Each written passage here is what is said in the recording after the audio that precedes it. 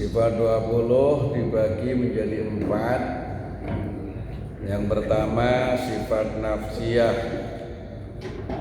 yaitu wujud. Yang kedua sifat salbiyah, jumlahnya 5. Qidam, baqa, mukhalafatu lil hawadisi, qiyamuhu binafsihi, wadaniyah. Sampai 5. Berikutnya sifat ma'ani, ada 7, yaitu qudrah, iradah, ilmun, hayat, sama, basor, kalam. Ya, sampai kalam. 7 itu disebut sifat ma'ani. Sekarang sifat ma'ani itu apa? Sifat ma'ani adalah sifat yang menetap pada zat Allah, yang menunjukkan adanya kekuasaan Allah yang nyata, yang berdampak pada perbuatan. Nah, itu namanya sifat ma'ani. Jadi sifat ma'ani adalah sifat yang menetap pada zat Allah, sehingga dengan sifat itu menunjukkan adanya kekuasaan Allah yang nyata, yang berdampak kepada perbuatan. Sifat ma'ani tadi jumlahnya berapa? 7. Dimulai dari qudrah, iradah, ilmun, hayat, sama, basor. Ini sengaja diulang-ulang biar kita bertambah yakin, bertambah mantap keimanan kita kepada Allah. Dan memang di antara cara mengenal Allah, ya mengenal sifat-sifatnya. Gitu. Ada orang kenal hanya kenal nama. Kalau hanya kenal nama itu belum bisa dikatakan mendalam, baru kenal nama. Kita kenal dengan Jokowi, kenal enggak? Dengan Pak Jokowi kenal enggak? Kenal apa namanya? Kenal nama. Kita belum sampai kepada mengetahui sifat-sifatnya dia, ya kan? Yang tahu persis sifat-sifatnya dia pertama istrinya, anaknya. Itu benar-benar kenal ya, atau orang terdekatnya. Gitu. Kita baru sekedar nama lewat berita, lewat TV, sekilas, gitu. Nah, kita ini banyak yang kenal Allah baru sekedar kenal nama, ya kan? Sifat-sifat Allah kita agak hafal, nggak tahu, gitu. Karena kita nggak mengetahui sampai mendetail sifat-sifat Allah, kita nggak tahu, asma Allah nggak tahu, af'al Allah nggak tahu, hanya sekedar nama, sehingga kita sampai kapanpun sholat suruh khusyuk susah, karena nggak kenal dengan yang disembah, gitu. Jadi proses kita supaya bisa khusyuk itu belajar tauhidnya harus sungguh-sungguh, gitu. Sampai bisa benar-benar mengenalnya, sampai hati itu bisa merasakan. Kalau sudah merasakan, kenal Allah disebutnya ma'rifat. Gitu. Kalau sudah ma'rifat, ya, orang-orang yang sudah ma'rifat itu nggak bisa digoyah, benar-benar kuat. Dan tauhid itu menentukan sikap. Semakin dia kenal dengan Allah, maka semakin militan dia. Sehingga walaupun diperintah perang, berangkat perang juga ringan dia. Jalanin perintah sungguh-sungguh dan seterusnya. Itu dari kekuatan tauhid. Ya. Jadi sifat 20 dibagi menjadi 4. Yang pertama sifat nafsiyah, itu wujud. Wujudnya Allah disebut wajibul wujud. Kalau makhluk disebut mumkinil wujud. Kenapa Allah disebut wajibil wujud? Karena sudah jelas-jelas ada alam semesta sebagai ciptaannya. Kalau ciptaannya ada, maka yang lebih ada yang menciptakan. Halo? Yang namanya ciptaannya ada, berarti yang lebih ada yang menciptakan. Kalau ciptaannya boleh ada, boleh tidak. Tapi kalau udah jelas-jelas ada, berarti adanya Allah disebut wajibil wujud. Gitu. Ya. Terus adanya Allah, wujudnya Allah itu tidak sama dengan makhluk. Laisa kamitslihi syai'un. Jadi Allah itu ada, kemudian adanya Allah itu sifatnya ghaib. Apa ghaib? Ghaib itu sesuatu yang pasti ada, tapi panca indera tidak mampu menjangkaunya. Itu namanya ghaib. Gitu. Pasti ada, tapi indera kita yang 5 ini nggak mampu menjangkau. Nggak mampu menjangkau. Dan yang ghaib bukan hanya Allah. Yang nggak bisa kita jangkau oleh panca indera kita bukan hanya Allah, termasuk yang ada pada diri kita, yaitu ruh. Kita ini hidup ada ruhnya apa enggak? Ada. Akal kita mampu menjangkau roh kita? Enggak. Tangan kita bisa menyentuh roh kita? Enggak. Kita tahu tempatnya roh ada di sebagian mana? Enggak tahu. Gitu. Roh kita bisa mendengar suara roh kita? Enggak. Itu namanya ghaib, sesuatu yang pasti ada tapi tidak bisa, panca indera kita tidak mampu menjangkaunya. Siksa kubur ada apa enggak? Ada, tapi ghaib. Karena ghaib bisa disentuh? Enggak. Bisa didengar? Kita dengar nih suara orang yang lagi disiksa di alam kubur. Kita tempelin telinga kita ke kuburan. Dengar enggak? Enggak dengar. Gitu. Karena ghaib. Pahala ada apa enggak? Ada. Kelihatan. Ini Pak Untung lagi ngaji, pahalanya banyak.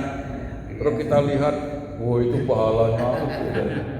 Enggak kelihatan. Namanya ghaib. Jadi ghaib itu sesuatu yang pasti ada, tapi panca indera kita tidak mampu menjangkaunya. Allah pasti ada, tapi sifatnya ghaib. Sehingga sampai kapanpun kita tidak pernah bisa menyentuhnya, nggak bisa memandangnya, nggak bisa mendengarnya, suaranya kayak apa, nggak bisa kita sentuh, gitu kan? Nah, karena ghaib. Kalau bicara ghaib itu bicara sesuatu yang pasti ada, hanya panca indera kita yang 5 tidak mampu menjangkaunya. Jangan bicara ghaib, bicara setan. alam gaib isinya gandaruwo. Oh itu salah, itu membelokkan akidah, itu bahaya itu.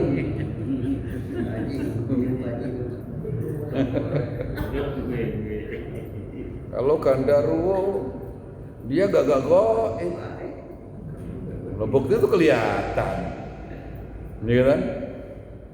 Nah kelihatan apanya? Yang kelihatan bintang filmnya, yang dia berperan menjadi gandaruwo. Padahal kita nggak pernah lihat yang sebenarnya, karena setan bagian yang gaib.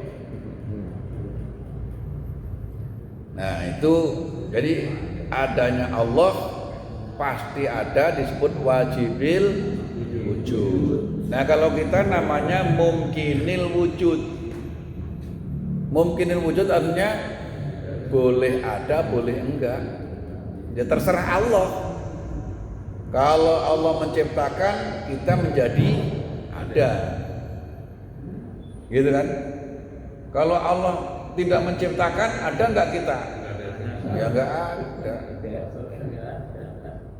Jasad kita sekarang ada.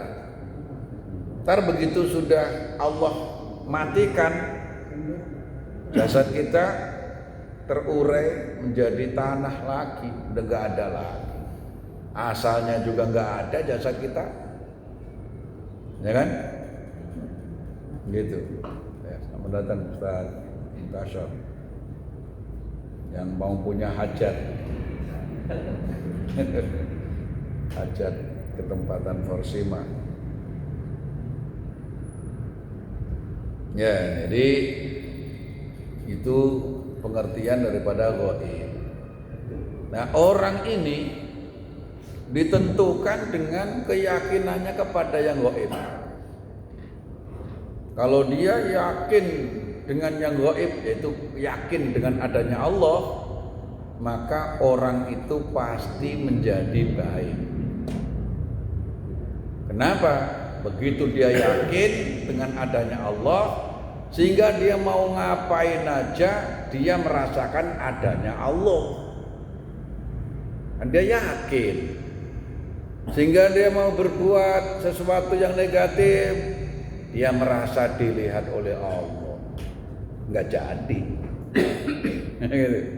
Dia lagi malas ngerjain sholat, dia tahu kalau Allah itu melihat, nggak jadi, malas jadi nggak ada, gitu, ya kan? Innal ladzina yakhshawna rabbahum bil ghaibi lahum maghfiratu wa ajrun kabir. Innal ladzina, sesungguhnya orang-orang, yakhshawna, yang dia punya rasa takut, rabbahum, terhadap Tuhan mereka, al ghaibi, yang sifatnya gaib, Tuhannya yaitu Allah. Begitu orang sudah punya rasa takut kepada Allah, pada yang gaib, yang sifatnya Allah itu gaib, maka dia mendapat pahala yang sangat besar. Udah pasti, nggak berani main-main, gitu. Adanya orang itu gampang sekali berbuat maksiat, adanya orang itu gampang sekali ninggalin perintah, karena dia nggak merasakan adanya Allah, nggak punya rasa takut kepada Allah. Kalau punya rasa takut pada Allah, pasti orang itu nggak bakalan, gitu. Innal ladzina yakhshawna rabbahum bil ghaibi lahum maghfiratu wa ajrun kabir. Ayo, yang sudah hafal surah apa itu? Al-Muluk. Ayat berapa? Lupa ya ayat. Ayat 9. Surah Al-Muluk ayat 9. Surah Al-Muluk itu sebaiknya dihafal. Yang sudah hafal dipertahankan, jangan sampai lupa. Sehingga sampai kita mati surah Al-Muluk masih kita hafal. Nah, siapa yang hafal surah Al-Muluk sampai ke bawah mati, maka nanti ketika seseorang itu punya kesalahan lalu mau disiksa oleh malaikat, surah Al-Muluk akan menjelma menjadi makhluk yang membela dia, sehingga nggak bisa orang itu disiksa, karena surah Al-Muluk ini akan belain. Ini hadis Nabi sahih. Jadi Nabi pernah ke Makkah.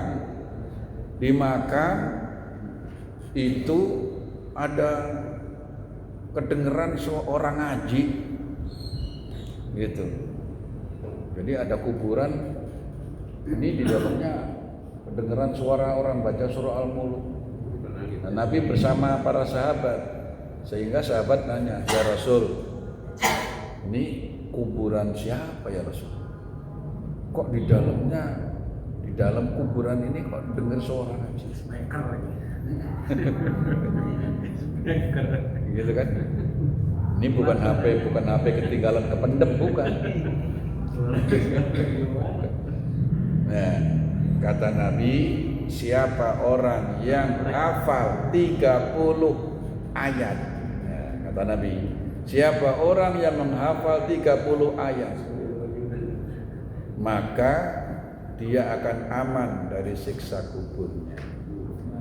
Gitu. Karena di dalam hal itu dijelasin dalam hadis Bukhari itu. Jadi surah Al-Muluk itu kalau ada pada diri seseorang lalu orang itu disiksa, surah Al-Muluk ini ngadu, "Ya Allah, kalau engkau menyiksa saya, kalau engkau menyiksa orang ini, ngena saya, karena saya ada pada orang itu." Karena orang itu hafal. Kalau hafal kan ada terus. Kalau nggak hafal, ya ketika nggak buka hilang, ya, ya. Karena ada terus. Jika engkau menyiksa orang ini, ngena saya ya Allah, gitu. Saya nggak terima ya Allah. Kalau orang ini tetap kau siksa, padahal dalam diri orang itu ada saya. Kalau begitu lebih baik saya nggak usah dijadikan bagian dari kalammu, nggak usah dijadikan dari bagian daripada Al-Quran. Begitu pembelaannya. Begitu. Nah, kata Allah, "Lah nggak bisa, engkau adalah kalamku." Nah terus, ya udah kalau begitu merdekain orang. Itu. Nah, yang sudah hafal supaya dipertahankan, jangan sampai lupa. Gitu. Cuma 30 ayat loh. Gitu. Ya. 30 ayat.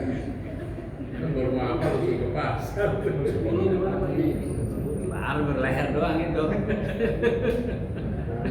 Berleher doang jadi orang. Hadisnya siapa yang hafal 30. Oh, 30 berarti berleher doang.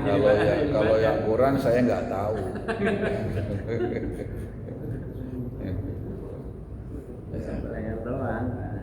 Jadi kembali, kalau adanya Allah disebut wajibil wujud, kalau adanya makhluk disebut mungkinil wujud. Mungkin ada, mungkin tidak. Terserah Allah yang menciptakan. Itu. Kalau Allah ya jelas ada terus. Orang ciptaannya jelas ada, yang menciptakan mesti lebih ada. Gitu. Jadi kudrah tadi bagian daripada sifat ma'ani. Sifat ma'ani sifat yang menetap pada zat Allah, yang menunjukkan adanya kekuasaan Allah dengan sifat itu. Ya. Jadi kudrah, iradah, ilmun, hayat sama basar. Ya. Yang pertama kudrah, artinya kuasa. Mustahil Allah lemah, enggak kuasa, lemah namanya. Dalil nas Al-Quran banyak sekali dalam Al-Quran, biasanya adanya di akhir ayat, innallaha ala kulli syai'in qadir. Innallaha, sesungguhnya Allah, ala kulli syai'in, atas segala sesuatu itu qadirun, maha kuasa. Innallaha, setuhune Gusti Allah iku ya ala kulli syai'in, atase saben-saben suwiji-wiji iku qadirun, maha kuwasa. Ya. Jadi dalil tentang sifat kudrah. Ya. Sifat kudrah. Mustahil Allah lemah. Kalau sekiranya Allah tidak kuasa, berarti ia lemah. Dan kalau ia lemah, berarti alam ini tidak akan terjadi. Memang membuat alam semesta ini gampang, ya kan? Ya kalau Allahnya lemah, ya gak mungkin bisa menciptakan alam semesta. Gitu. Gak mungkin Allah bisa menciptakan langit yang begitu luas tanpa tiang, gitu. Nggak mungkin Allah itu bisa menciptakan seluruh umat manusia, gitu. Nah itu menunjukkan bahwa Allah itu maha kuasa, gitu. Dan yang dimaksud dengan kudrah adalah Allah yang memiliki sifat kuasa. Kuasa menjadikan dan kuasa pula mentiadakan. Gitu. Allah menciptakan alam semesta kuasa, Allah mentiadakan alam semesta juga kuasa. Allah memelihara alam semesta ya kuasa, Allah menghancurkan alam semesta juga kuasa. Nanti kalau hari kiamat dihancurkan. Allah kuasa menghancurkan dan kuasa juga menciptakan. Gitu. Jadi kekuasaan Allah itu mutlak. Gitu. Kudrah Allah itu hanya ta'alluq, ada berkaitan dengan segala yang jaiz. Nah ini yang harus kita mengerti. Jadi Allah kan maha kuasa. Nah, kuasa Allah ini hanya berkaitan dengan sesuatu yang bersifat jaiz. Tidak berlaku pada sifat mustahil. Enggak berlaku pada sifat mustahil. Gitu. Sifat jaiz ya apa saja yang mungkin terjadi namanya jaiz. Gitu.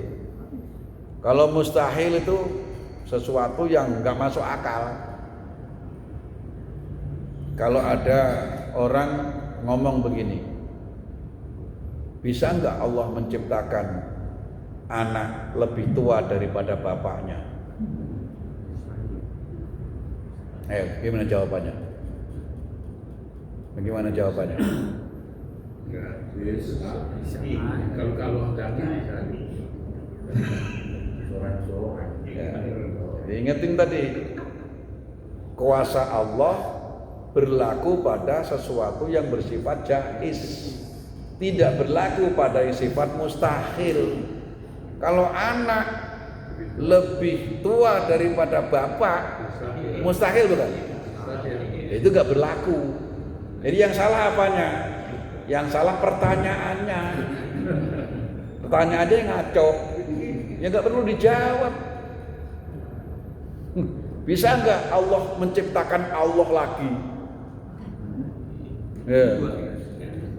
Ya mustahil. Jadi perlu dipahami itu. Kan banyak tuh orang ngomong semau-mau dia itu, gitu. Katanya Allah Maha Kuasa. Bisa nggak Allah menjadikan saya menjadi Rasul? Loh. Ya nggak bisa. Karena apa? Karena Allah sudah nyatakan Rasul terakhir adalah Nabi kita Muhammad Sallallahu Alaihi Wasallam. Setelah itu udah nggak ada Rasul lagi. Ya, karena Allah sudah walaupun Allah Maha Kuasa, tapi Allah membatasi hanya kepada sesuatu yang bersifat jaiz, gitu. Kalau menjadikan Pak Uci kaya, Allah bisa apa enggak?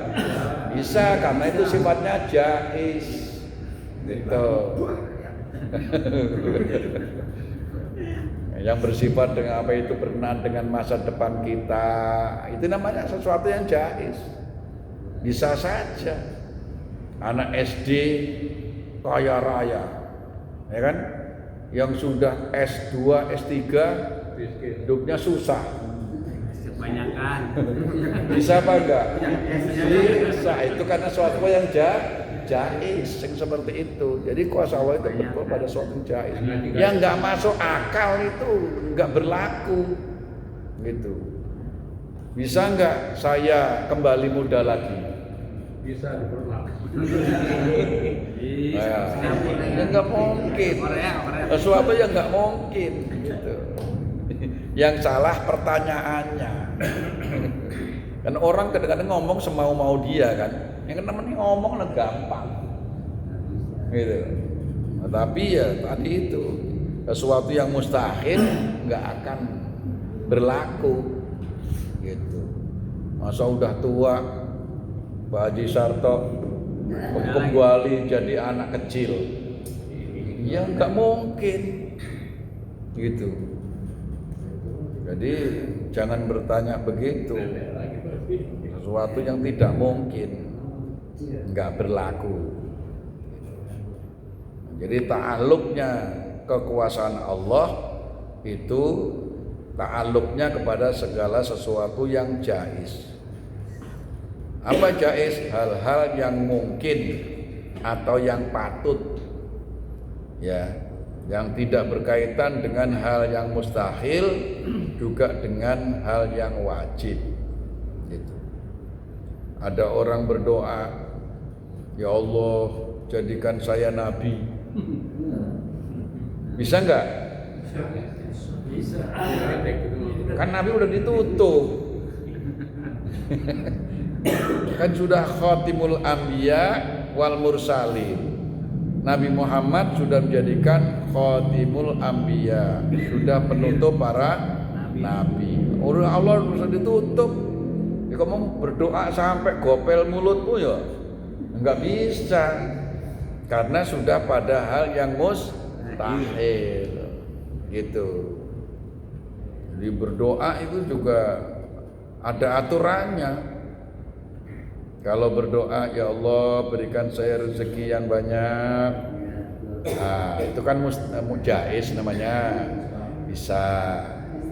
Pak Haji Sarto berdoa, ya Allah supaya saya punya istri lagi, masih bisa terjadi, karena sifatnya hal yang jaiz. Tapi kalau ya Allah jadikan saya menjadi anak remaja lagi, ya nggak bisa, karena mustahil. Yang mustahil nggak bakal. Kenapa? Orang tua menjadi sifat gitu, kembali ke anak yang kecil. Tinggal baca lagi gitu ya.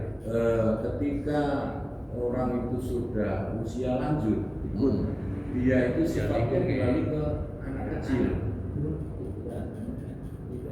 Oh itu bisa. Itu jaiz. Jaiz ya Pak? Ya jaiz. Kalau kembali menjadi muda lagi mustahil. Tapi kalau sifatnya kembali anak lagi Pak.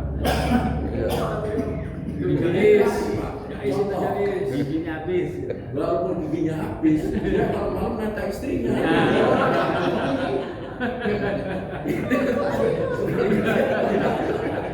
Kayaknya dia ngomong nih. Jadi gitu. Enggak apa-apa.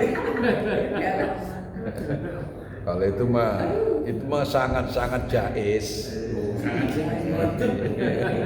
Sangat itu. Iya, orang cuman netek mah kapan aja bisa. Itu mah nggak usah berdoa juga, tinggal pulang doang. Asal masih punya istri, Komeng begitu. asal jangan istri orang ditetein. Pokoknya hanya berlaku pada sesuatu yang jais, yang mustahil nggak bisa. Gitu. Kalau ya suatu mustahil, ya nggak masuk akal soalnya. Jadi hanya sifat yang bersifat masuk akal. Jadi kudroh.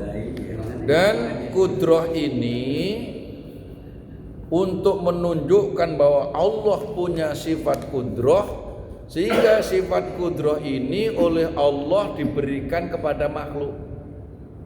Tapi sifatnya hanya sementara, sifatnya hanya pinjaman.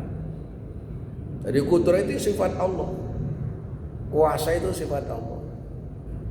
Tapi oleh Allah diberikan makhluk, pada makhluk, sehingga makhluk ada yang punya kekuasaan, ada yang jadi presiden, ada yang kekuasaannya hanya meliputi seprovinsi jadi gubernur, ada kekuasaannya hanya sebatas RT, kayak gitu. Terus orang ketika masih muda dia kuat, nah, kuat ini kudroh, mampu mengangkat kudroh. Gitu. Nah, kalau kudrohnya manusia, kekuatan manusia, kuasa manusia hanya pinjaman dari Allah. Justru supaya mengetahui bahwa Allah Maha Kuasa. Sehingga kalau manusia ya hanya sementara aja. Waktu masih muda kuat ngangkat karung, ya kan? Walaupun itu beras sekarung, kuat ngangkat. Nah, begitu sudah umur 80, karung kosong, karung kosong kuat, gitu. Itu semuanya, kekuatannya, terus pemikirannya, ya, terus penglihatannya, semua itu pinjaman dari Allah. Dan oleh Allah dikasih batas tertentu. Waktu masih muda, sorot matanya dia sangat tajam, basor namanya. Ini basor bagian sifat apa namanya, ma'ani. Tadi kan apa mulainya? Kudro, iroda, ilmun, hayan, sama, basor, kalam. Ini semua ada pada diri kita. Kekuatan, kita punya kekuatan, kudro namanya. Iroda, kehendak, kita punya kehendak, punya kemauan. Ya kan? Ilmun, punya ilmu apa enggak? Punya. Hayan, hidup, kita hidup apa enggak? Hidup. Gitu? Hayan. Sami'an, mendengar, kita mendengar enggak? Mendengar. Basiron, melihat. Melihat enggak kita? Melihat. Kalam, yang terakhir, yaitu berbicara. Ini semua ada pada diri kita, pemberian Allah. Tapi sifatnya sementara. Semua Allah berikan dalam jangkauan yang sangat terbatas. Terus juga lama-lama hilang. Kekuatannya lama-lama hilang. Ya kan? Kehendaknya lama-lama hilang. Ilmunya lama-lama hilang. Semua. Penglihatannya lama-lama kabur. Iya, gitu. Jadi penglihatannya sudah mulai kabur, kulitnya udah pada kendur, giginya udah pada gugur, makanannya hanya bubur, berarti sudah deket sama bubur. Ya kan? Ya, semua tuh. Waman nunakisu, waman nu'amirhu nunakisu fil khalqi. Semakin diberikan panjang umur, semakin tua, semakin dikurangi. Gitu. Itu sudah kudrah Allah begitu. Gitu.